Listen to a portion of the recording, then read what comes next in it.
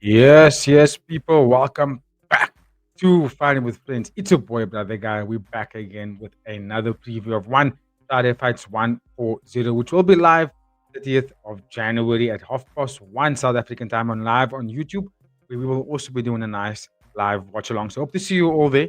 As always, like, share, comment, and subscribe. Before I get into this breakdown of this fight card and my predictions, I want to say a big, big, big thank you that goes out to our guests on our previous episode last night of I Was a Betting Man. We had a lovely duo of Clarice and Sheldon, who are the designers of the app, predictor app called Agent 22. So I will leave the link in the description box. This is an AI predictor app for fights that takes place every weekend. One championship, UFC, Octagon, you name it. It's still in the early stages of development, but it is a very, very good app to use, sort of compare to your own picks. So we'll be talking about that a little bit later in this episode to compare with my picks. But as always, I'll start it up with a card. I'll go through some X's and O's, break down the fighters and some stats and fight styles. And at the end, I'll give you my picks, and then I'll compare my picks to the AI predictor app to then obviously see which ones are, or to see how accurate I'm actually are, or if I'm actually on point here. And then we will lock those picks in tomorrow morning, and we'll then obviously watch the fight cards together live to see if any of these picks are going to hit. But as always, like, share, and subscribe, and let your boy get straight into it. We are going to be talking about one Friday Fights 140. I'm going to bring it up on screen right now. Where I will start at the top of the card. The main event sees a rematch in the strawweight Muay Thai division between Kongchai and Thway Lin Htet. So to be quite honest, I actually didn't watch the first fight, but I did read up about it and saw how read up how the fight played out. And because I was starting to look to see if they fought in one championship. Can't find the fight on one championship's website. Can't find the fights on YouTube. But when I read up about the fight, Kong Chai lost the first fight. Thway Lin Htet was very successful with his longer range, attacking the legs, eliminating the mobility of Kong Chai, and then utilizing his powerful right hand and sniper-like punches, which kept Kong Chai on the back foot for predominantly of that fight. Look, years have gone by. This is going to be a rematch now. Both guys have developed their fight style significantly different to what they were like back then.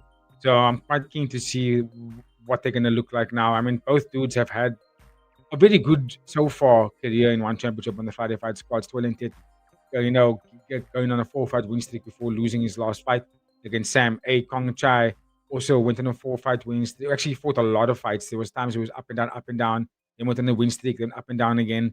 But still very, very young. So let me give you some statistics, and then we can break down these X's and O's. Looking forward to this fight card, guys. So Kong Chai is 23 years old. His record in one championship is 9 wins, 6 losses, 0 no contest, 2 wins by KO. He beat Walter Goncalves by unanimous decision in his last fight. Good win for him, by the way, because Walter's is a game opponent. Thway Lin Htet, the mystery fighter, or mythical fighter, if you will, 22 years old. His record in one championship is 5 wins, 2 losses, 0 no contest. 2 wins by KO, 1 win by TKO, and he lost to the legendary Sam A by unanimous decision in his last fight. Before that, like I mentioned, he was on a 4-fight win streak. Look, Sam A is a big step up in opponent for anybody, for anyone. Even the current kickboxing strawweight champion in JDB speaks about Sam A as this mythical fighter. I mean, 41, 42 years old, and he's still schooling these young cats, right? So no shame for Thway Lin Htet to lose to someone that is, let's be honest, is years ahead of him, light years ahead of him in terms of experience. Um, okay, this is a rematch, right? So you know what we always say about rematches: the one who lost has more to gain, right? Because they have to do so much more work, so much more research, so much more studying to correct the wrongs, right? For Thway Lin Htet, it's like, what do I do differently? What do I do differently? That's from the first fight, right? He won the first fight by deploying a very good game plan and fighting on the long range weapons. So it's like, what does he do differently to beat that, right? Or to maintain that that's going to be the success with Kong Chai? I think personally, I find him to be the better tactician between the two fighters in terms of like utilizing body kicks, calf kicks, left from the southpaw stance, left straights, gets in tight in the clinch, use some good elbows. Um, Thway Lin Htet, he's the taller fighter, and because he has this unorthodox way of entering the pocket and the way he throws his strikes, it does make it tricky to sort of deal with, right? And that's going to be the big thing in this fight. It's got a lot to do with Kongchai's technical brilliance.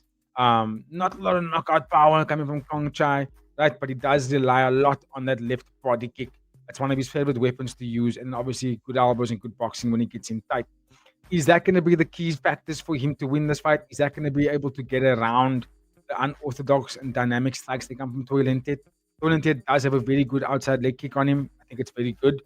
He's going to have to utilize the inside low kick in this fight because of the opposite stance, right? But I think Thway Lin Htet's boxing and his aggression going forward with that long range uppercuts, right over hooks, and because it comes at such different speeds and different sort of angles, it does create a little bit of a problem for Kongchai. In fact, that was a big problem for him in the first fight. So for me, it's like it's got to do with Kongchai's left body kick versus Thway Lin Htet's right hand.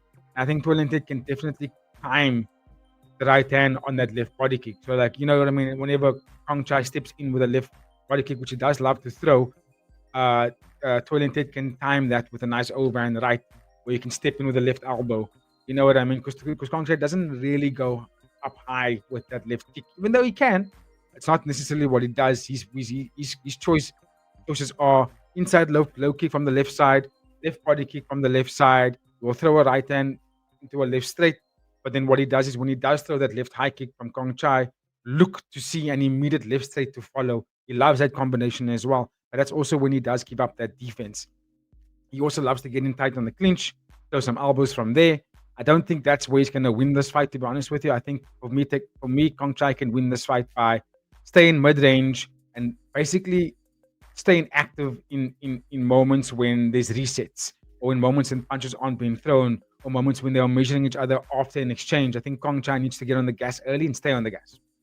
He can give up the third round, in my opinion, but I think round one and round two, if he stays on the gas, stays active in pockets when fighters are taking a moment to reset or to recalibrate distance or recalibrate their entries, that's when Kongchai needs to get on his bike again and get going, because you don't want to give someone like Thway Lin Htet, who is this very magical kind of fighter, you don't want to give him time to settle in and get crafty like he does. You don't want to give him time to do that. You want to make him almost fight the way Sam A fought against him. Sam A beat him. So Sam A, okay, he got the knockdown, but Sam A beat Thway Lin Htet because he was on his bike the whole time. He didn't give Thway Lin Htet to set up anything. He basically made Thway Lin Htet fight reactive, fight on the back foot, and had to fight from defensive positions the whole time, which is not where you want to be as a fighter in the ring or in the cage, wherever you are. You don't want to be fighting like that all the time. And I think Sam A did that brilliantly. He utilized also southpaw attacks, left straights, left body kicks, left inside low kicks into a left straight. And that was disrupting a lot of the rhythm of Thway Lin Htet. And even when they got into boxing range, which is what Thway Lin Htet is good at, it didn't look comfortable there because Sam A was cracking him and sharp with the left counters. I think Kongchai can do the same thing. Look, it's a big fight. Either fighter here can win this one. It's a very, very equal measured fight. And I'm going to give you my picks at the end of the fight cards. At the end of the preview. So stick around. But while I'm doing that, give me your thoughts in the comment section. I'd like to know who you guys think is going to win this rematch, because both guys are not only fan favorites, but they're clawing their way closer and closer to that $100,000 contract and becoming a mainstay of the One Championship promotion. But for now, I'll keep it moving to the co-main event. Let's go.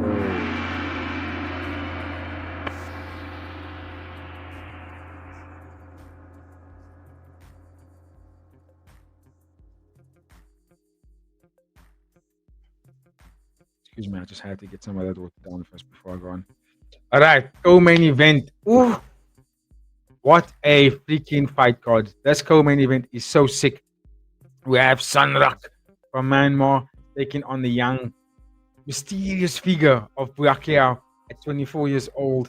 Sanrak is 28 years old. His record in One Championship is 8 wins, 6 losses, 0 no contest. 2 wins by KO, beat Yamin by first round KO in his last fight. Pacquiao is 24 years old, like I just mentioned. His record in One Championship is 6 wins, 2 losses, 0 no contest. He's got 1 win by KO. He beat Memot by unanimous decision in his last fight.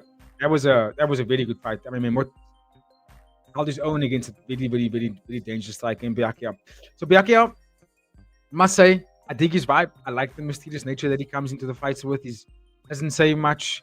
There's a look on his face where I'm just here to do business, collect my paycheck and move on, right? He's got that vibe about him. Doesn't say anything to give away much, right? But dangerous striker, powerful, can get aggressive. Sometimes he doesn't.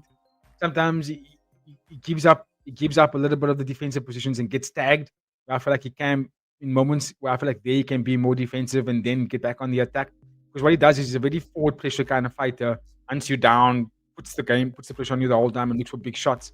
Doesn't really want to be taking backward steps, right? That's Pacquiao for you, and that can be very dangerous. But it can also be very dangerous for him. That can lead him to into moments where he can get cracked or he can lose rounds by getting outstruck because he's very durable. I'm going back to the record quickly. I'm trying to see where he was knocked out. Okay, so he wasn't knocked out before in one championship, right? Yeah, Dennis Kapoor KO'd him. I think I remember watching that fight. I don't know where Dennis Kapoor is anymore. I'd like to see him come back to one. He's a very good fighter. But apart from that, in all of Pacquiao's fights in one championship, I don't know why it's showing me 6-2. 1, 2, 3, 4, 5, 6. Okay.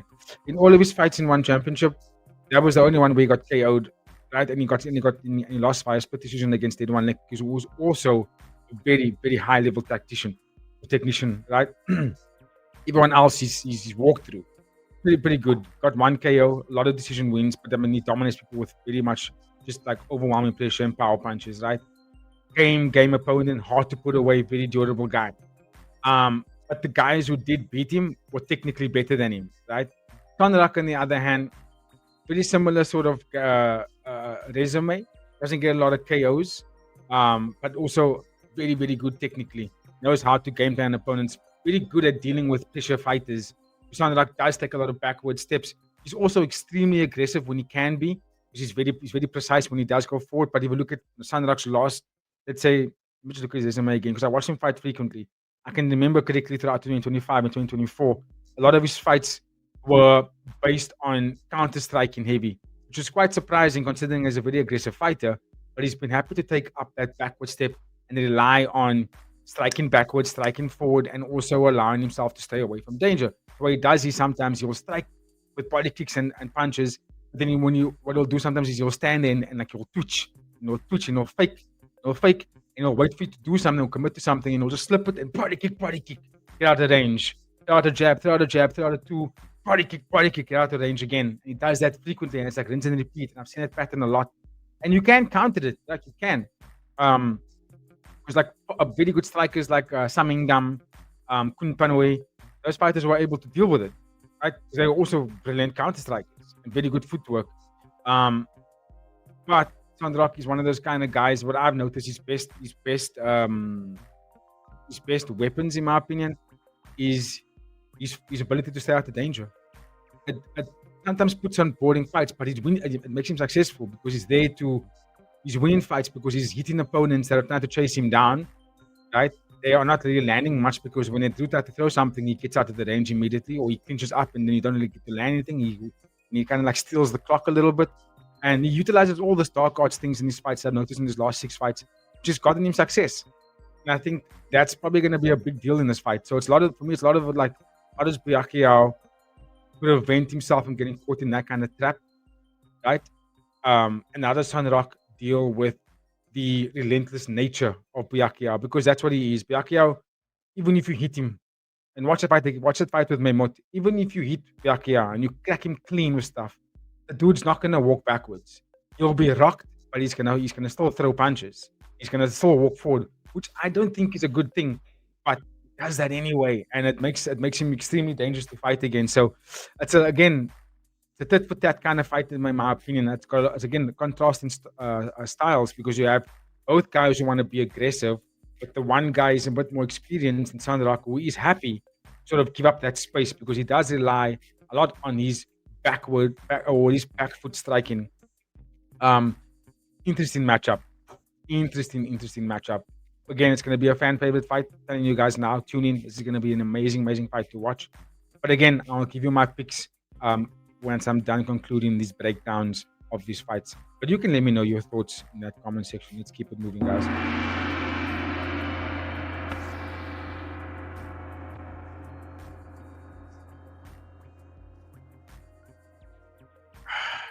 Okay. Up next, we have flyweight Muay Thai. Again, 2 fighters I'm big fans of. We have Sanit who's taking on the young prospect of Isenua. And yeah, and this is a very interesting matchup as well, purely because Sanit has sort of left the fans wondering if he is to be trusted. Right, Sanit, 30 years old. He's recording one championship. He's 3 wins, one loss. There is no contest. 2 wins by KO, and he lost to Valerie Stungari by third round KO in his last fight. Isanua is 22 years old. He's recording one championship. He's 2 wins, 3 losses, zero no contest. 2 wins by KO. He lost to Panpadesh by unanimous decision. Oh, no, he didn't lose. Didn't he win that fight? Just give me a second. Yeah, did I get my notes wrong? No, he did. He did. He did. I remember now. He did. He did. He did. He did. Bangladesh was very, very, very active in that fight. Actually, it was very high volume that won in that fight. And he was game, dealt with the aggression really well. Sanit, why I'm saying that about him and why I laughed about his last fight is because he fought someone who is relatively unknown to the world of Muay Thai, right? At least to the global fans. I say relatively. I'm sure you from Europe, you'll know the guy a little bit better. And he was also on that fight card when the guys did fight him. I just remember what fight card that was. It was a Friday fights card. It was one Friday fights, 133. And Sanit was the overwhelming favorite. I think it was like he was at minus 1,200 or something like that. It was just a massive, massive. It was a massive favorite. It was like it would take a miracle for him to lose that fight. And to be quite frank, he was beating the absolute shit out of Valerie in that fight for 2 rounds. It was like flying knees, jumping, spinning elbows, and he was just doing stuff that you would do for if it was maybe a show, like a stage production rather than an actual fight. Right? It was like a lot of wild movie-like moves that he was doing, cinema stuff, and he wasn't able to knock him out. And I was starting to feel as about this play, and I was like, "Oh, is this a show? Is he doing this because maybe there's money on this fight, and then maybe he got told to do that, to throw the fight a little bit because it looked very weird." Because if you watch Sanit's performances before that, right? Let me just give you the names. He beat Sing Dom Tong by unanimous decision. He beat Isaku Ogasawara by second round KO. Ogasawara, yeah, it was a very good Muay Thai guy. And then he also knocked out Sin Lone Chow from Myanmar, second round KO. So I was like, when I watched those 3 fights, I was like, fuck me, bruh. Sanit is good. Like, this dude is good. Like, he's got a very good body kick, powerful punches, deadly KO power. He can go 3 rounds. Because then you beat Sing Dong Tong by decision. Sing Dong Tong is the decision king. This guy can go 3 rounds all day, right? Sandrak beat him, and I was like, okay, so who's gonna beat Sandrak then? And then he goes against the guy who, on paper, 10 times out of 10, is supposed to knock him out, right? But then he goes and lose that fight in a very questionable fashion. Then I asked myself, I don't know if I can trust Sanit now after that. You know what I mean? It was a very, very, very strange. I think the world of betting that day, I remember on our live, everybody was like, not the fuck. What just happened now? Did he just throw this fight? Was that whole thing just staged? Right? Especially after what you saw for 2 rounds. But anyway, he's taking on somebody who should be a favorable fight for Sanit. Isanua is a young prospect, 22 years old, but he's a very aggressive fighter. Isanua is the kind of guy that doesn't also want to give up the back foot. He wants to go forward. He wants to put the pace on you. He wants to use that hooks, sharp, aggressive boxing, good body kicks, good eye kicks. He's just aggressive, all-around aggressive fighter. He wants to be on the front foot the whole time. And Sanit is the kind of guy that doesn't really matter whether he's on the front foot or on the back foot. If anything, Sanit is actually more dangerous when he's on the back foot. When he's counter-striking, he's a far more dangerous fighter to watch out for, because then that's when he's precise and he's devastating. When Sanit goes forward, I feel like he's a little bit too playful. It's like he starts becoming like he's doing stylized punches and kicks. He wants to put on a show for the fans. He starts doing this, he starts playing with you a little bit, and he's doing jumping knees and spinning back kicks and spinning elbows, and then like a 1, 2, 3 spin. He puts on things for the fans for me, and that makes him less dangerous, Sanit. So it's like, to beat him, let him be the one going forward. Then you can get him, right? But if you let him take up the back foot and become this precise counter striker, he's probably going to beat you. You know what I mean? And this fight is kind of built up to do that. If you think about the styles, do I want Sanit to win? Not after the last performance. I like Isenyu. I think he's a very game opponent. He went to some wars with Techo, who's also a very, very good all-rounded athlete in terms of Muay Thai. This is a very, very difficult fight for me to predict, to be honest with you, because Isanua can be dangerous. He can be very, very dangerous. I do sometimes feel like his aggression leads to him sometimes getting tagged. Uh, and you saw it in the Panpadesh fight as well, and against Deco. When he gets so aggressive, he does give up his defenses a lot, and that's where Saniti is super, super dangerous, guys. Again, tricky fight. It all depends on what Isanua does. Does he play the possum role? Does he play the aggressor? Does he fight at mid range? I think he's the taller fighter between the two guys as well. Does he fight at mid range? Let me just see the height here. Sanit's 5'7". Isanua is also 5'7". But for some reason, I feel like he's the taller guy. He's the bigger fighter. But anyway, that's going to be a tricky fight. I think it all depends really on what Isanua does, because Sanit is the kind of guy where he's comfortable going forward, but he's probably more dangerous when you try to attack him, and that makes the fight for me hard to predict. You know what I mean? Because it's basically both guys' offense is relied upon one being on the back foot and one being on the front foot. So that will create a lot of car crash moments in this fight. But where the comment section is. Give me your thoughts, give me your opinions, give me your picks while I keep moving to the next bout. Let's go.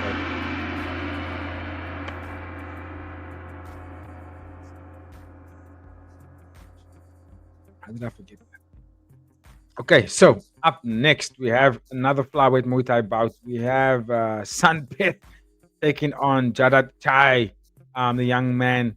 And Sanpet is 25 years old. He's recording one championship. He's 5 wins, 2 losses, 0 no contest. 2 wins by KO. Excuse me. 2 wins by KO.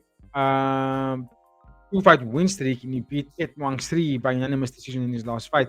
Jadat Chai is 18 years old. His record in one championship is 1 win, 0 loss, 0 no contest. That 1 win came by KO, and he beat Pet Wang. Sorry, I think I might have misspelled that name. Just give me a second, yeah. I did spell it right. Pet Wang by first round KO in his last fight. Beautiful, beautiful boxing. Very, very confident fighter, and I think this is also going to be a great fight.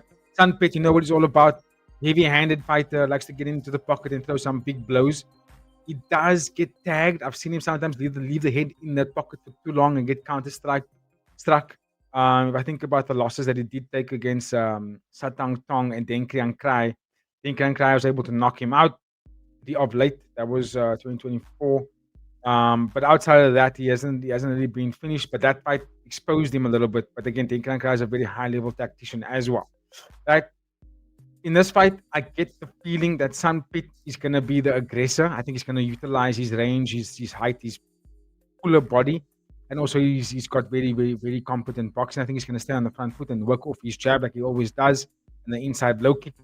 So I like to see what Jadat Chai does to sort of get around that. He's 18 years old. He's very, very bright. He's got that fire under his arse. So he likes to put the face on. He's got nice wild hooks, which again, like I said earlier, Sanpet does have the tendency to leave the head. Once, for example, once Anit goes in there and he settles into the range and he goes jab, jab, body, left hook. When he's setting up those shots and he gets in there, he does have a tendency to stay in that pocket for long enough and doesn't really retract from his shot. So when he goes, he doesn't get back into range, keep the guard up. He kind of stays there, and then the fighters kind of throw those loopy hooks to counter. They do tend to land on him, and that's again where when it gets into the pocket, it can be 50-50. But I think if Sanit fights from the outside and mid-range and utilize tips, inside low kicks, works off the jab, I think he wins this fight in every round, in my opinion. But let's see what happens on the day. Again, I'll give you my final picks at the end of the episode. But that fight's going to be a tricky one when it comes down to the car crash moments. I expect Sanpet to be the one that's going to just be the aggressor for 3 rounds here. Is it going to be a finish in this fight? I think so. I think both guys love to get the KO, so it's going to be a very, very fun fight. But who's going to get it? You have to wait until the end of the episode. So let's go to the next fight.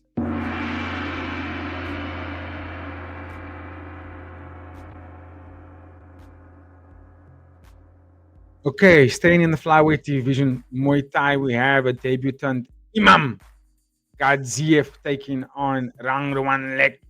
And let's go through some numbers and then we'll talk about some X's and O's. So Imam Gadziev is 24 years old.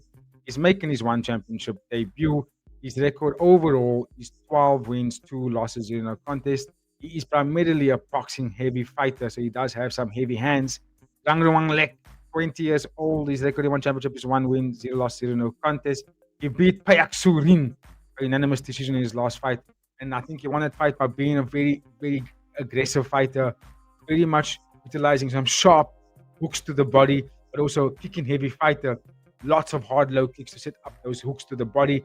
Whenever he gets walked down, which is what actually did in that fight, Rangrawang Lek was able to keep the composure there, keep his guard in there, roll with those punches, then counter with heavy shots to the body. Bah, bah, bah, low kick, high kick, back to the body with some hooks again. Very dangerous fight for him because he is taking on a taller fighter, slightly better footwork than Rangrawang Lek. He get on his bike a lot, which means he can stay away from the heavy shots from Rangrawang Lek in terms of using the in and out and lateral movement. When I was looking at our AI predictor earlier today, I think I did say that what's his name? Imam is a super aggressive and powerful boxer. So he does get forward. He does like to get forward a lot. So this is going to be a fight where I get the feeling it's going to be a car clashing moment. It's going to be heavy boxing from Imam, and it's going to be countered by or attempted counters from Rangrawang Lek with the body kicks and the low calf kicks to set up his hooks. Even though Imam's the older fighter and the taller fighter and slightly fuller fighter as well, they do not take Rangrawang Lek's size for what's the word I'm looking for? Granted. Don't take it for granted. I think this young man is a very talented fighter, a game opponent. He may just be outgunned here slightly. He may just be outgunned here. But again, we have to see on the fight, right? Proof will have to be in the pudding on the day. I'll give my picks at the end of the episode, but yeah, I think this fight's gonna also. I'll be surprised if it goes the distance. Let's just put it that way. I'm expecting a finish in this fight as well. But again, if you guys have got more information or tape on Imam Gadziev and you think he might get the job done here, please let me know in the comment section how he gets it done. I think he's fighting a very much of fearless opponent in the Rangrawang Lek. Especially if you look at his fight against Payak Surin, who's a very, very good fighter. Rangrawang Lek fought that fight like he had no worry in his eye. He was like, I don't give a fuck who Payak Surin is. Watch me fight this guy. I like his confidence. I like his arrogance. I like his humbleness as well. And that makes him a dangerous fighter, guys. So I think it's going to be a very good fight that flyweight Muay Thai between the debut Imam Gadziev and Rangrawang Lek. Now I'm going to keep it moving to the ladies on the fight card. Let's go.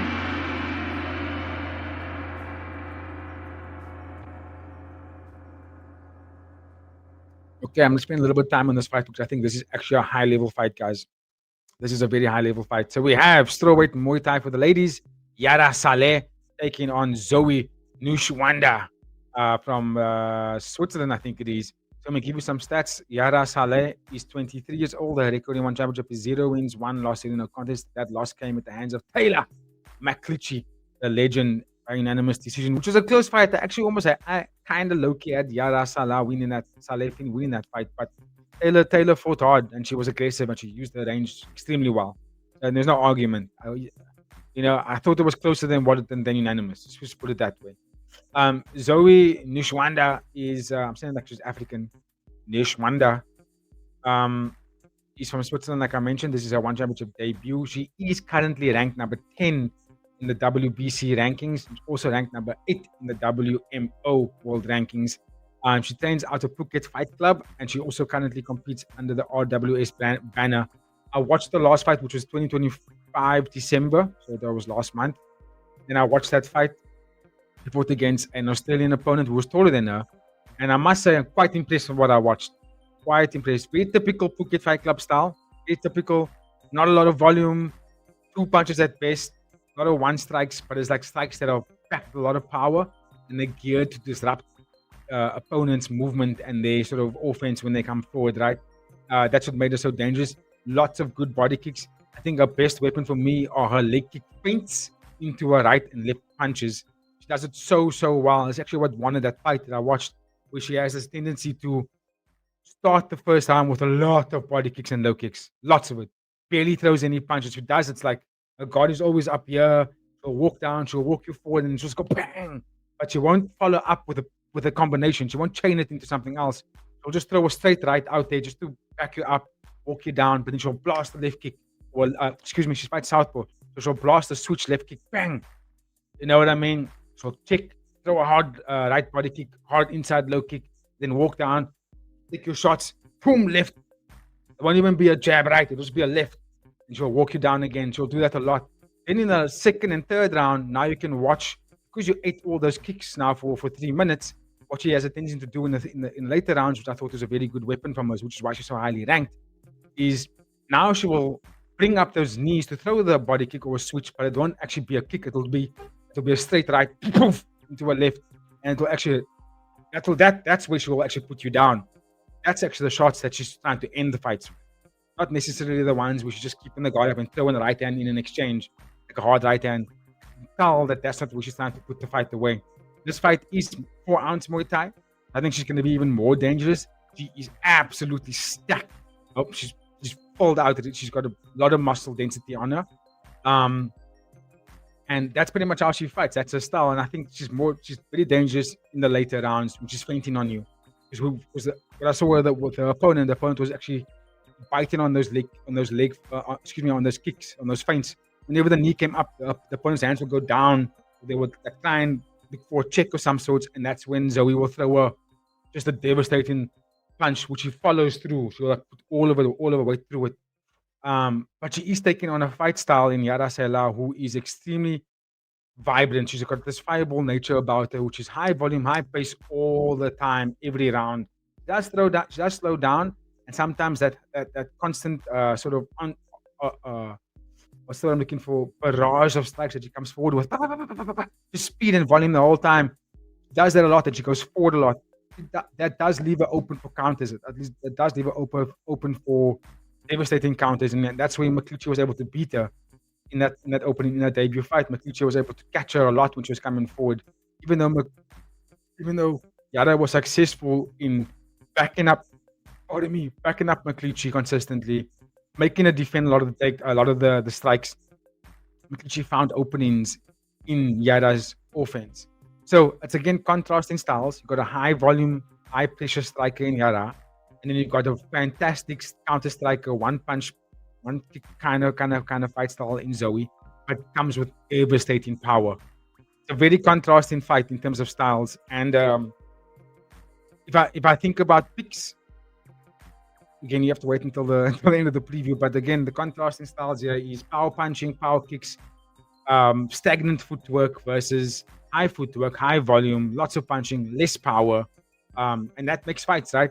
Either one can be devastating for each other. I think Yara Sela can win the fight for 3 rounds, which I think is tough against someone that is hard to put away, firstly, great defense, and also damaging strikes from Zoe. Anyway, I don't want to give away too much. I want to complete all my breakdowns here and give you my picks at the end of the episode. But that's a very, very high level fight, guys. Just keep a lookout for that one on the fight card. Extremely high level matchup right there.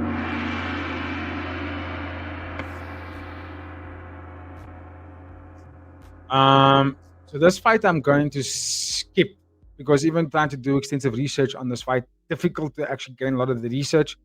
Pepsi is 23 years old. His record is overall record. This is going to be the one championship debut. His overall record stands at 74 wins, 28 losses, 2 no contests.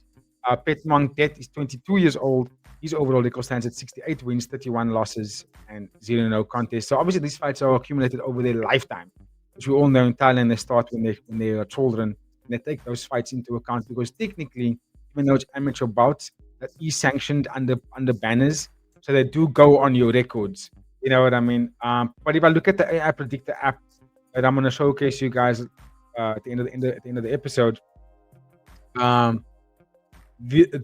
this fight, I'm going to give you the picks for this fight on the AI Predictor app because I don't actually have a lot of information to go off it.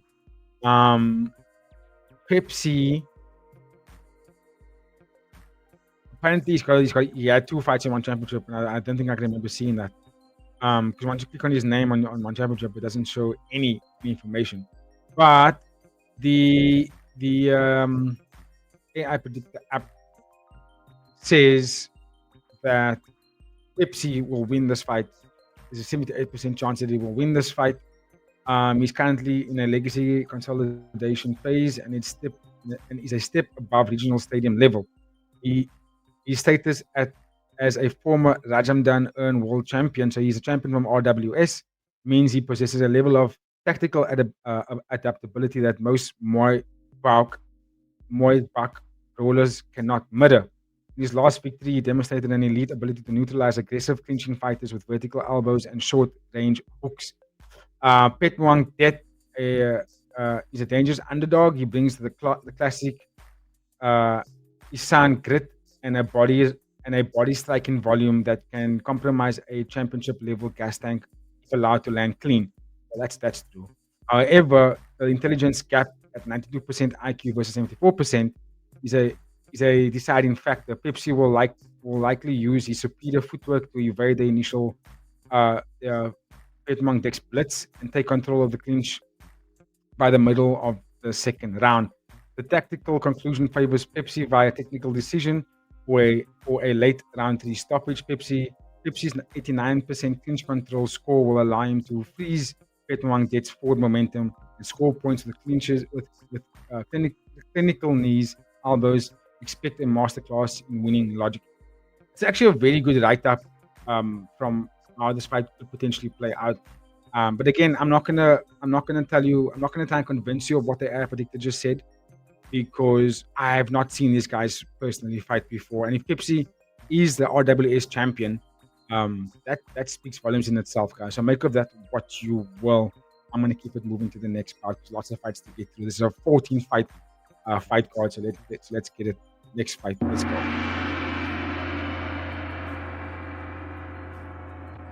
That we have the featured bout on the undercard. Anta Kasim taking on Hamza Rashid Bantamweight Muay Thai. This is gonna be a brawl for the ages, guys. This fight's gonna be chaotic. I'm telling you now.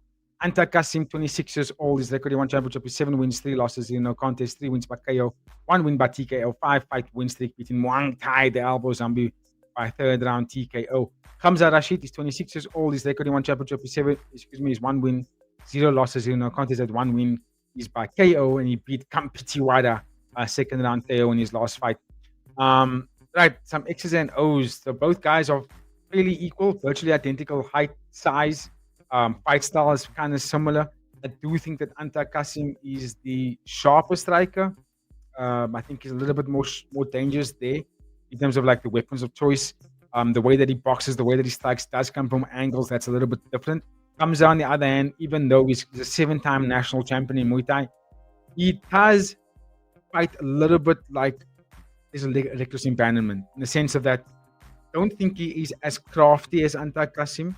Right? He doesn't work off the jab the same way.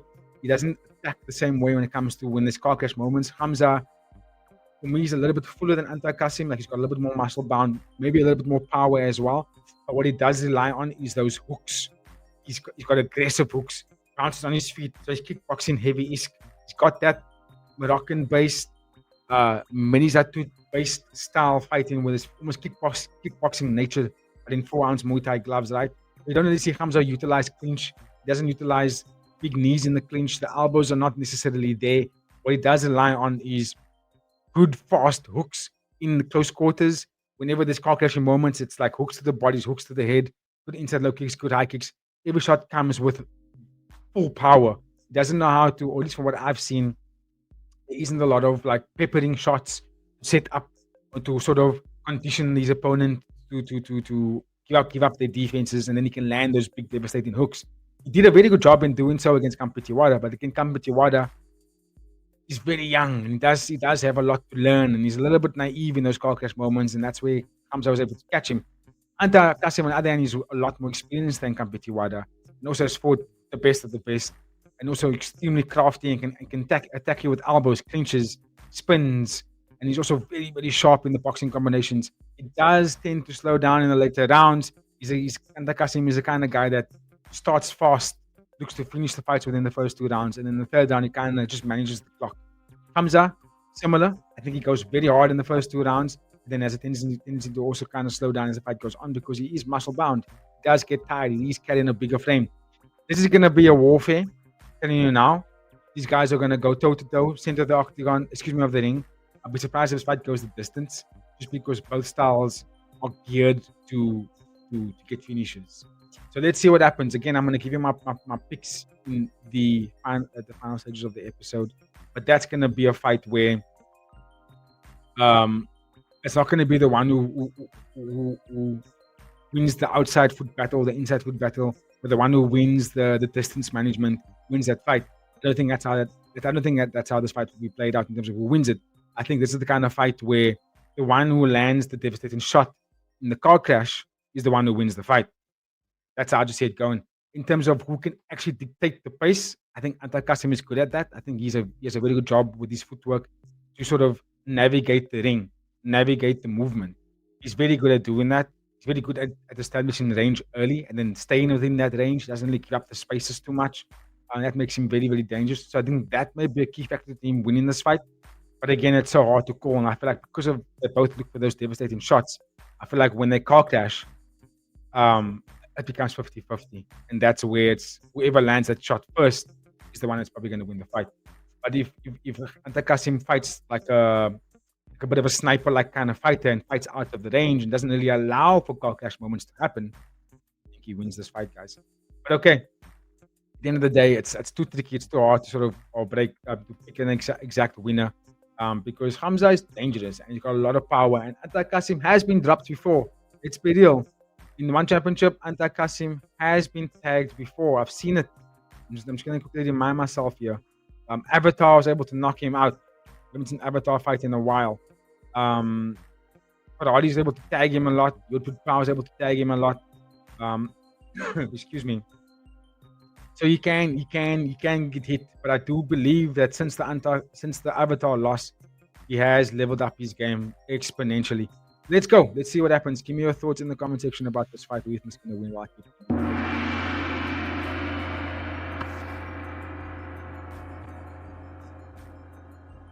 So, up next we have flyweight MMA, and we have Vietnam against the Philippines. In the red corner, Vietnam's probably one of the best prospects they got right now in Viet An Do, and he's taking on Jean-Claude Sachlag from the Philippines. So Viet An Do is 28 years old. His record in one championship is currently sitting at 3 wins, 0 losses. Is it 3 wins? Because I saw on the AI predictor app it says 4. But I only count 3 fights. But anyway, 3 wins, 0 losses, 0 no contests. 1 win by KO, 2 wins by TKO, 100% finishing rate, beating Ryo Hurayama by first round TKO in his last fight. Jean-Claude Sachlag is 31 years old. His record in one championship is 3 wins, 1 loss, 0 no contest. 3 wins by TKO. Also got 100% finishing rate, beating Juan Trujillo by first round TKO. So what we have here, we have 2 guys that love to strike. I think Viet An Do is a little bit more devastating. I think he's got more power in his hands. He trains out of Auckland, I think, if I'm not mistaken. Let me just double check that. Yeah, Auckland MMA. So he's out there in New Zealand. And he's a very well-rounded athlete, durable, strong, devastating boxing. A little bit more devastating than Sachlag, even though they both got finishes. But Jean-Claude is for me, is a little bit of a fast starter, and sort of fights like I don't want to use this word because it's going to sound bad, but it's a typical Philippines fight style in MMA. If you look at the Philippines fighters in one championship right now, they all kind of fight the same. They all got this Jason Morales, Joshua Pacquiao, where it's like high pace, high aggression, fast, super lot of boxing, lots of wrestling. They just go all in from the first minute, and sometimes that makes them super dangerous, and sometimes it makes them only have the first round. And when I watched Jean-Claude fight, I became a fan of him because I thought he's got some good finishes. He's got some very good boxing, but I do see him sometimes only fight 1 round. He only fights 1 round, and that worried me a lot. And when he fought against Shahzada Atiev, who's a very good grappler, Shahzada was able to survive the first round, and then Jean-Claude looked like he had nothing left in the second round. Like there was nothing. He had no weapons. He was tired. He didn't know how to defend the takedowns. And I was like, am I seeing a pattern now in the Philippines fighters in MMA year in one championship? They all only have striking in 1 round. Joshua Pacquiao is the only one that can wrestle at the moment. But it's like, why do they all have this habit, right? And Viet An Do is just as dangerous. He's a powerful striker. He's got devastating knockout power, and he also only fights one round. So this fight is going to be a fight, in my opinion, it's going to end in the first round. These guys are not going to shoot on each other. They're going to stand and bang. And I think the one with the more devastating shot or the bigger gun is going to get the job done. I think Jean-Claude's got fantastic footwork. He does bounce a lot on his feet. He does have speed, very much speed on his side. He does use kicks a lot as well. But for some reason, I just feel like Viet Ando has got that power over him. But again, because of this fight, because of their fight styles, it's one of those things where it's gonna end up being they're gonna throw down in the pocket. And again, just like the previous fight I mentioned, the one who's gonna land that blow first is most likely gonna be the one that wins this fight. Who? I'm not so sure just yet. Again, or maybe I am sure, but I just want to give you guys the picks just yet. So let's go because there's so much more fights to get through, and I want to give you guys my picks. But that's gonna be a fight that's probably gonna end in the first round. We don't get the props here at the moment. We only get to pick money lines and like straight bets who wins. We can't really go on props, but if we were going on props, I feel like that fight to not go the distance will be a good pick, a good props to put together there. But let's go.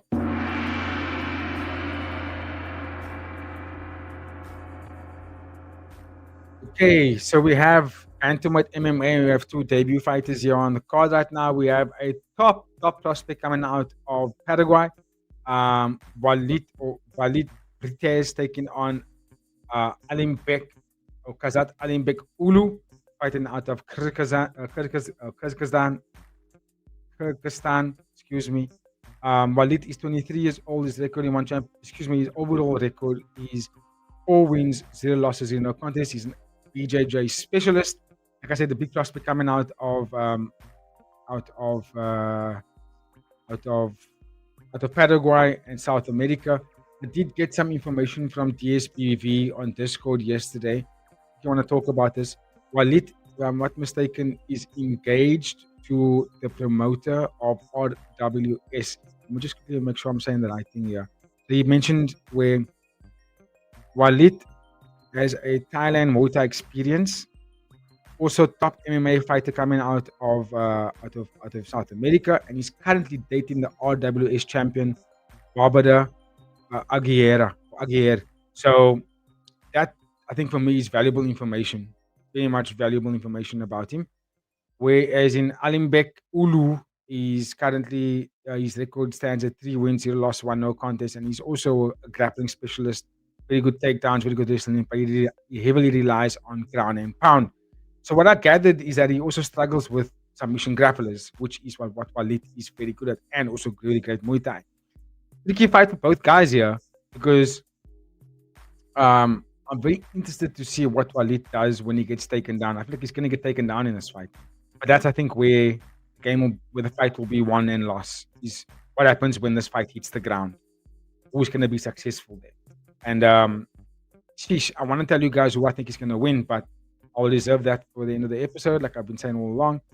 These are two debutants, and if you remember the Ulu surname in one championship, it's been a successful name. It's been a very successful name in one championship. So, as much as I think Walid may be the favorite here, it's still a difficult fight to actually predict. I'll keep it moving, and I'll come back to that one in a moment. We'll keep it moving right now.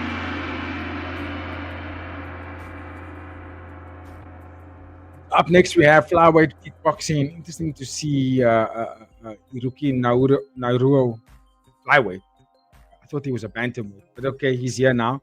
He is taking on Chen Jaihe from China, and we give you some statistics and we'll break it down. So Chen Jaihe is 25 years old. His record in one championship is 0 wins, 1 loss in a contest. That 1 loss came at the hands of Nakarov. It was a second round TKO. I felt it was a bit of a questionable stoppage, but they gave it anyway. He is the taller fighter as well. Hiroki Naruo is 23 years old. His record in one championship is 3 wins, 1 loss in a contest. 3 wins came by a TKO. He lost to Zhang Jingtao by second round KO in his last fight. His 3 fight wins that he did have in one championship, or does have, all ended in TKO. So he's an absolute KO specialist. And I do like what I saw. I do think that he's got devastating power. He's got super aggression. but it does lead to sometimes of his downfall. And I think the fight against Zhang Jingtao did highlight this. It did highlight the sort of the inexperience or the naivety once like Hiroki does get this thing in his mind where he just wants to go forward and he just wants to just wail on you, just wants to wail on you and land hooks. And sometimes his shots does come from looping moments, whether it goes to the body or to the head. He does loop them. He does loop them, right? He does. He also has some good some good inside low kicks, outside low kicks as well. But primarily, Hiroki's best weapons or best chances is getting into a firefight and landing those devastating blows. He is relentless, but he does have a naive habit to to not defend anything. He just doesn't put his hands up. His hands can't go up because all he's doing is he's walking forward and just plowing through, just going. Chen Jihai is the taller fighter. I think if he takes the page out of Zhang Jingtao's book and fight with the outside range, use the long distance weapons, use that jab, use the footwork, point and cut angles, you can beat Hiroki that way because Hiroki does he just goes forward, straight line forward. He doesn't cut angles, he doesn't point anything, he just goes forward, puts pressure on you and forces a firefight. That may win him the fight here. It all depends on what Chen does. If Chen is able to get on his footwork, move laterally, throw out some teeps, throw out some calf kicks, throw out some straights, cut angles, make Hiroki miss, make him get aggressive and miss, I think he can tag him and win him. But if he gets into the firefight and gets into a brawl with Hiroki, I don't know who he's gonna last because to be quite honest, Hiroki's got a pretty big gun. Dude has got some dynamite in those hands. He knocks a lot of people out. Jintao beat him because Jintao used Hiroki's offense against him and realized this guy's not defending anything. Cut an angle, right hand down the pipe, and basically KO'd Hiroki that way. Chen can do that. He really can, and I think that there's a chance for him here. There's a big bunch of chance for him here to win this fight, to be honest with you, because Hiroki, like I keep saying, it's not like a stuck record right now. He just abandons that defense, and I feel like that's going to be a problem for him. I still think that that he's the favorite to win the fight, Hiroki. I think he can definitely knock him out because of his style. His style creates moments where it's just chaos all the time. Because he walks you down. He's basically giving you two options: either you fight me or you run away. That's what he does. That's what Hiroki does. Either you're gonna fight me here, or you're gonna have to get on your bike and run away from me. And that's a very dangerous thing to do in a fight for Hiroki and for his opponents. But again, give me your thoughts in the comment section, guys. How do you think he's gonna win this fight? How will I keep it? All right, flyweight kickboxing. We have the return of the young man Daniele Velishkin taking on Ritsu Sashida. And this is flyweight kickboxing. Daniel Velishkin mainly fights Muay Thai. He's 23 years old. His record in one championship currently stands at 0 wins, 2 losses, 0 no contest. He lost to He lost to Parakshuk by second round TKO in his last fight. Retsu Shizara is 21 years old. He's currently training out of the Mehdi Zatud training camp. I've watched his last fight in Rise Kickboxing. Was it Rise? Yeah, I think it was Rise. And I was impressed. I think he lost the fight. I was impressed with what I saw. Very young at the time. I think it was like 2 years ago. I think it was 2024. But he looked really good from what I saw. He's got some fantastic boxing. He's sharp. He does keep his guard up there, so he's really good. Which means he's got good defense. He's got good combinations. Something I really like about him is that he has this thing where he kind of bounces into range, and then what he'll do is he'll duck his head, but then what he'll do is he'll hit the body first. Poof, poof, and then he'll come up with a hook. Bang! He'll jab his way in. Jab. He'll go under to feint, but then he'll hit the body and come up with a nice shot to the head again. Beautiful. I like that. I like those combinations because everybody knows it's 101. If you attack the body first, your opponent's defenses come down, then you can land those devastating knockout blows. I think that's very good. He's a pressure fighter, so he's always going to go forward. He's not really going to be backwards. Even when he's going forward, he goes forward with the hands here. He doesn't just go forward and turn up in the air and parry the baddie. He doesn't do that. When he goes forward, it's very measured. His defenses are up. He works with the jab. He works with the inside and low kick. He hits the body a lot. It's a very well-trained athlete, in my opinion. And also, he's significantly taller than Daniel Velishkin. Velishkin is coming into this fight with a devastating height disadvantage. Let me just look at it again. So I saw the face-offs. Velishkin is 5'6", so short guy. Retsu Sashida not giving me his height right now. Let me just double check here on the on the on the predictor app quickly. So Sashida, I know he's significantly taller. There we go. Not getting the height. But yeah, when I looked at that face-offs, I was like, holy smokes, this guy's tall.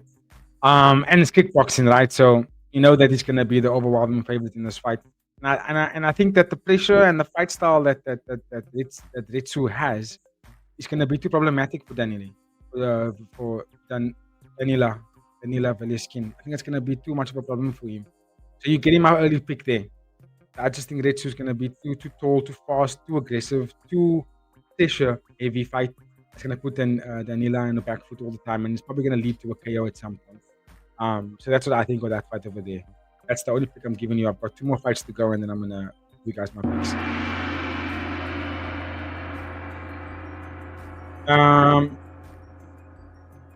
Right, up next we have bantamweight kickboxing. Chalem Kao taking on Ranma. Both fighters making their one championship debut. So this is the one fight we are battled to find information on them.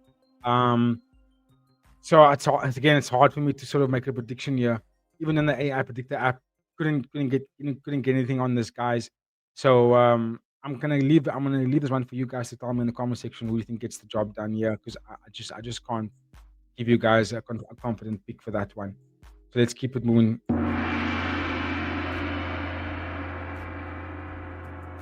Okay, so opening bout of the fight card, we have Enrique Almeida Cabral taking on Koki Ichikawa from Japan in a middleweight submission grappling, which I think is fine because that is with Tai Rutolo.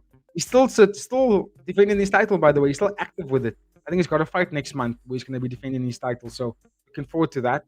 I personally feel like he should give it up and stick to MMA, where I think he can actually have a much bigger career. But okay, Enrique Almeida making his one championship debut, fighting out of Evolve MMA. I think he's competed on the world stage a couple of times and looks really good. Looks really aggressive on the ground. I saw his last fight in Gi, and the dude's got good back control, good back takes as well. And again, he's super aggressive. Look at it, he's taking on a very game opponent that's going to match him in height and size as well in Koki Ichikawa, who's also making his one championship debut, fighting out of Nova Uniao Gym. If you remember that gym, it's a legendary gym. He's currently ranked number 5 in Japan when it comes to jiu-jitsu. So he's a top level grappler. He's a guard player. So he obviously pulls guard whenever he can, and he looks for leg control, ankle locks, looking for arm bars from those positions. And Enrique, like I said, back control, top game is his game. I think he's a slightly fuller guy as well. It's a pretty even fight in my opinion, based on what I saw in terms of watching the tape. It's a very even fight. But I think because this is the final fight on the fight card, now I can give you guys some picks. And I think I'm going to go with Enrique de Almeida Cabral because of where he comes from, what Jimmy's fighting out of. He's the bigger guy. He seems to be the stronger guy. And I think because he's going to be on top control for most part of this fight, he's probably going to win in the fight on decision, in my opinion. I don't know about any guys going to actually get a submission here in this fight. But let's see. Let's give me your thoughts in the comment section. Now, we're going to bring the prize up on screen and go through them. So what I'm going to do is I'm going to remove that from the screen. And now I'm going to share the AI predictor app because I'm gonna be comparing my picks to the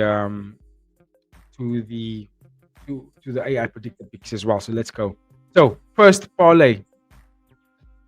Right, this is I only have 2 parlays. This parlay is the one that I put together. It's my personal picks. I put these picks together before I even looked at the AI predictor app. I just put these picks together, and then I did a comparison afterwards. You know how I do my picks. I watch tape, look at past fights, I look at gyms, I look at training regimes, or at least try to look at training regimes to kind of see what these fighters are like. Unfortunately, we don't get access to the weigh-ins for the Friday fights. Coach, I think, is a little bit shitty.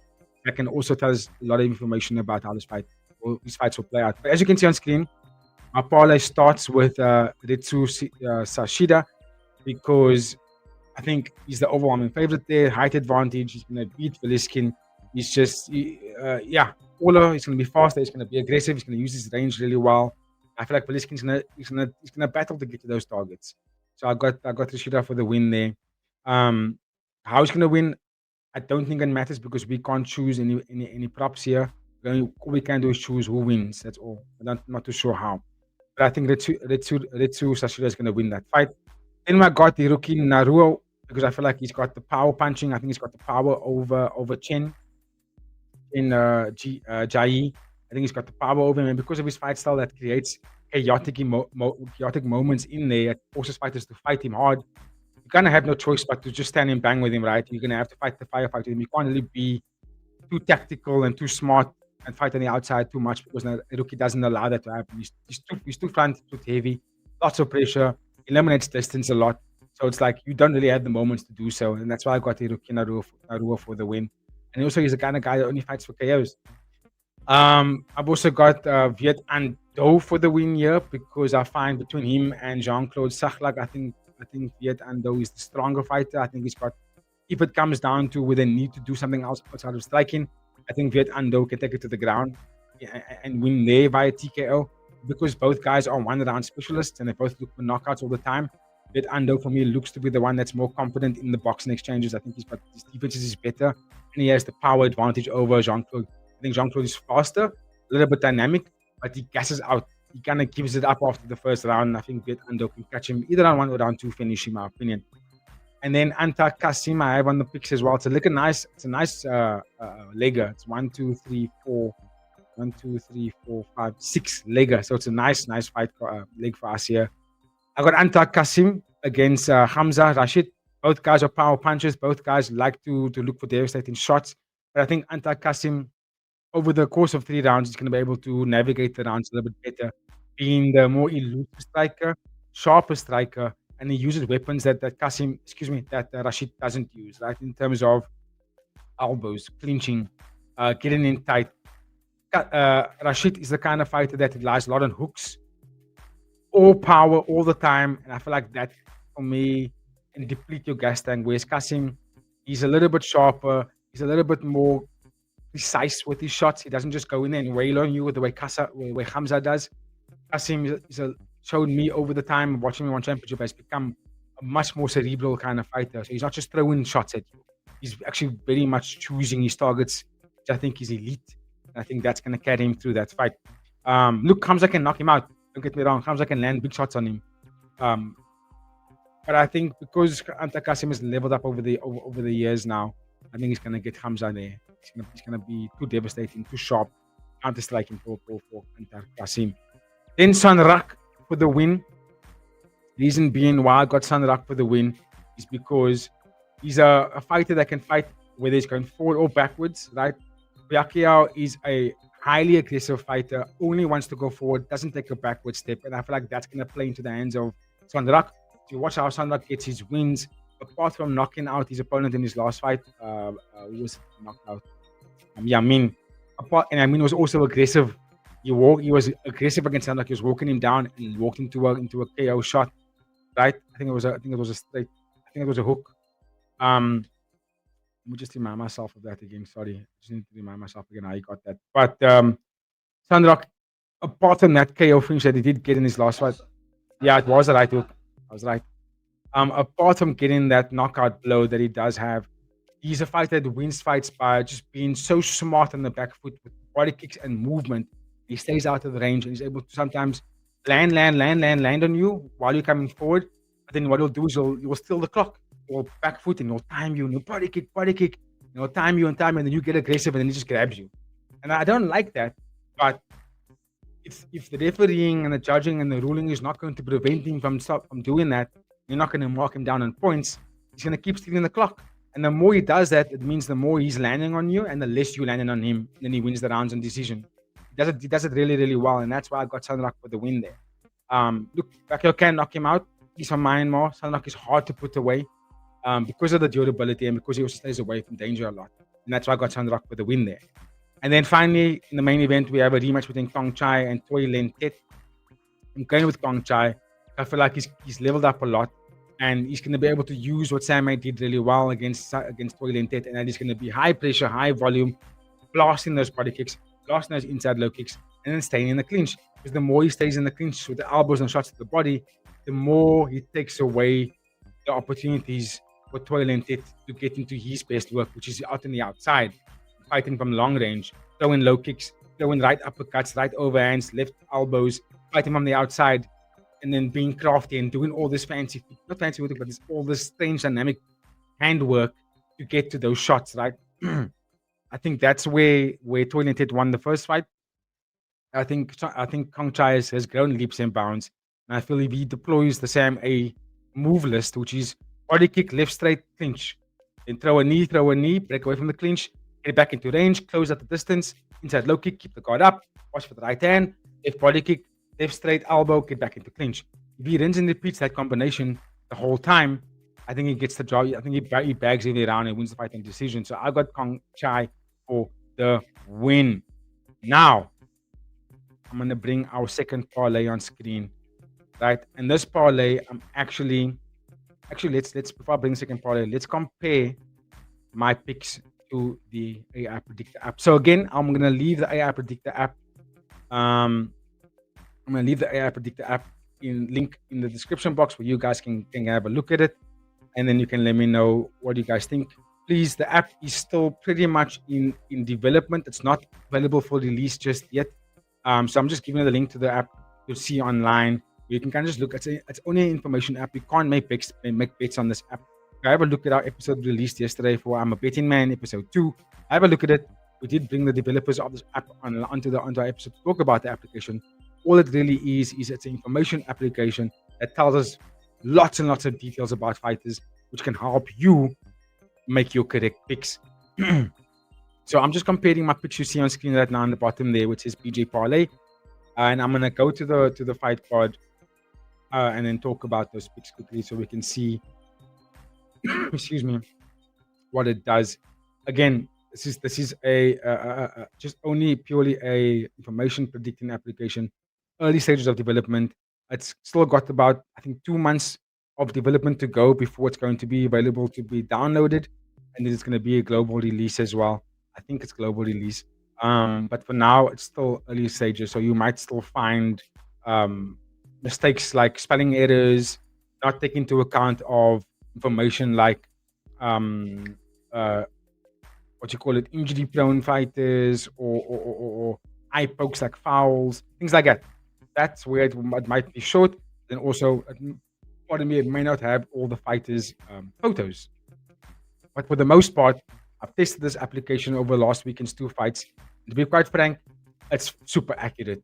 I think it only gets like 1 or 2 fights wrong over like a 14-fight card. So I think that's extremely impressive, by the way.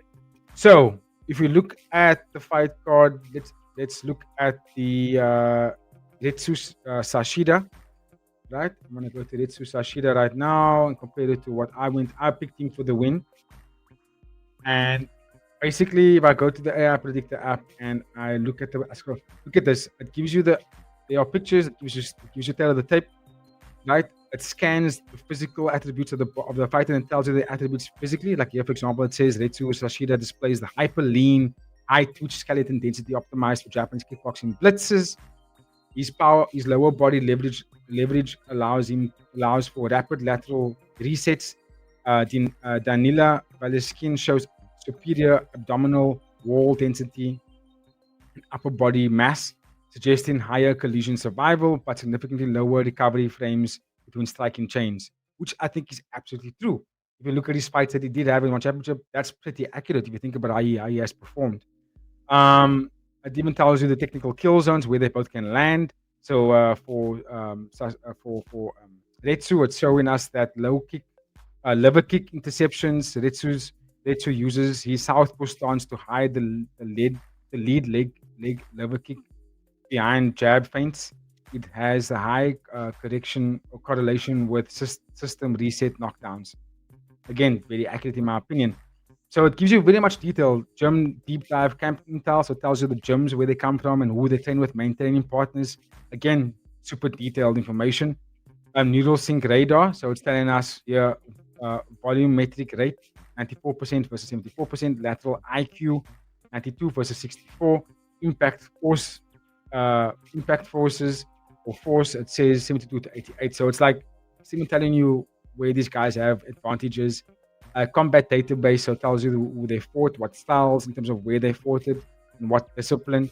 Again, very detailed. And then finally, it gives you analysis on a predictor. And this app is predicting Retsu Sashira to win this fight by 83% confidence. And then it also gives you a detail as to like scenarios and how the fight may or may not play out. So it's very detailed and it's picking Retsu to win. And dude, I'm in all agreement. At the very end here, props. It says Retsu by decision is at 2.05. Beliskin by KO at 6.50. Obviously, it's highly unlikely. And then over 2.5 rounds at 1.50. Again, you can take all this information and compare it with your own picks and then make your picks on your own bookies, whichever you're betting on. I think that's very impressive, and I completely agree with it. And then if we look at my other picks, like the Hiroki Naruo, he is taking on Chen Chai, who is a taller fighter, as you can see on screen. And if you look at their prediction rate, same thing, Hiroki Naruo for the win with a confidence of 87%. And I'm in agreement with it, to be honest with you guys. I feel like Hiroki it's just a matter of when he lands those knockout blows, right? And then if you look at the fight between Viet An Do and Jean-Claude, let's go in with Viet An Do with a 74% confidence in this fight. And again, I'm in agreement. I think Viet An Do, like I mentioned earlier, he's devastating striker. I think he's got more power. I feel like he's going to win the fight possibly by KO. Anta Kasim versus Hamzat Rashid. This is going to be a brawl of the highest order. And I think the predictor is going with Anta Kasim with 84% confidence in that pick. I'm in agreement with that one as well. Son Rock, my guy Son Rock taking on Pacquiao. This is going to be a fun fight. Other striker versus Brescia fighter.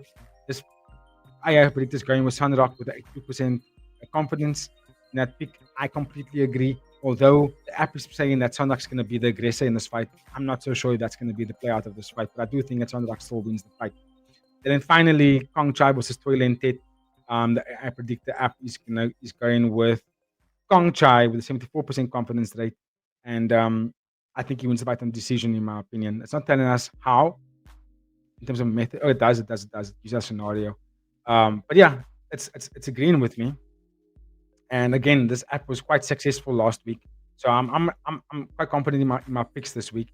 And then my second parlay is nothing I put together. It's only the parlay that I am tailing with this AI predictor app.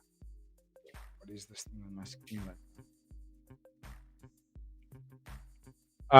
Where if I go top of the page, so the app has put together a nice spread for us, a four-legger. It's called the Elite Four-legger parlay, which is the most confident picks that the AI app is in for one Friday fights this weekend. And it's got Hiroki Naruo, Anta Kasim, Enrique Cabral, and Retsu Sashira. All these fights are showing here confidence rate for Hiroki. It is 8.7 out of 10. Anta Kasim 8.4 out of 10. Enrique Cabral 8.4 out of 10. And Retsu Sashira 8.3 out of 10 with the combined odds at +4 or 5. I think that's very good. So I just decided to put that parlay together because I feel like that's actually a very, very good shout and more highly likely of happening. Hopefully there's no injuries, no eye pokes, no fouls, none of that shit. And then we get clean wins. But okay, chat, that is my time. Let me know in the comment section what you guys got in this fight. God, give me your picks. Again, I'm going to provide the link to this app in our description box. You guys can have a look at it. Please just bear in mind it is still in the early stages of development, so it's only going to get more and more defined as we progress. But the creators of the app has basically made lots of money off it, and they've been proven to us that this actually works. I'm saying I'm impressed because I saw it last week work firsthand. It's amazing. You just got to make sure you make the correct picks. You know what I mean? Don't just go off fan favorites and things like that. You actually have to really find it and look at the research, look at all the metadata, and then make that pick from there. But okay, if you made it this far, please like, share, and subscribe. Get in the description box. Let me know that comment. Let me know in the comments what you guys got in this video. What you guys got on this fight card. And just a reminder, we will be live for this fight card on Friday, which is tomorrow from 1:30. We might even go live earlier because we're going to bring Sheldon, who is the creator of the app, to come onto the episode, onto the live with us to sort of talk about the picks for this Friday. But okay, have a very good day, good evening, wherever you're watching from, and yeah, hope to see you guys in the live tomorrow. So from myself and the Fight with Friends team, have yourself a good day, good evening, and we will see you then. Cheers.